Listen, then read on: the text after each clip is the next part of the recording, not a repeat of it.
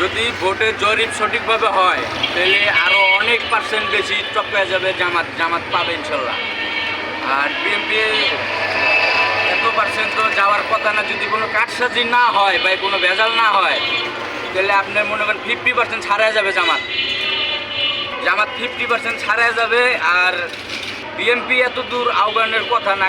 আমরা যতটুকু জানি জামাতে ইসলাম বা চরমোনাই এদের চেয়ে অনেক দুর্বল অবস্থায় ছিল বিএনপি। জুলাই আন্দোলনের সময় অনেক দুর্বল অবস্থায় ছিল, যাদের কোনো অস্তিত্বই ছিল না। কিন্তু এখানে এরা যে 26% পাইছে আর 30% এটা মানিয়ে নেওয়ার মতো না। তবে দেখি 2 মাস যেহেতু সময় আছে, 100% আশা করি জামাতে ইসলাম 50% ছাড়া যাবে ইনশাল্লাহ। এটা বাস্তবতা যা দেখতেছি দুই চোখে। হ্যাঁ, নারী পুরুষ একযোগে মনে করেন যে জামাতে ইসলামরাই সমর্থন করতেছে। কারণ বিএনপি তো জুলাই যোদ্ধা যেদিন থেকে হাসিনা পালিয়েছে পরের দিনের থেকে তো বিএনপি চাঁদাবাজি শুরু করে দিতে সব জায়গায়। যতটুকু ভালোবাসা ছিল অতটুকু নাই। এরপরেও যদি বিএনপি থাকে মাঠ পর্যায়ে তাহলে এটা মনে করবেন যে এটা ওই হাসিনের মতন কাটছাদি।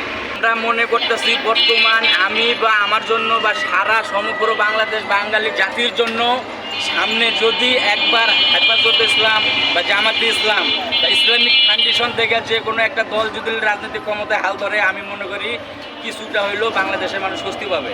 যাদের কোনো অভিযোগ নাই, যাদের কোনো দুর্নীতির কোনো অভিযোগ পাওয়া যাইতেছে না, আমার কাছে তো সেই লোকটাই ভালো হবে। আমি আমার আসলে ব্যক্তিগত ভোট, আমি আগে বিএনপির সমর্থন করতাম, কিন্তু জুলাই আন্দোলনের পরেও আমি কিছু কারসাজি দেখার পরে আমি নিজের থেকে এখন আর আমি বিএনপির চাই না। আমি চাইতেছি জামাতে ইসলামী আসুক।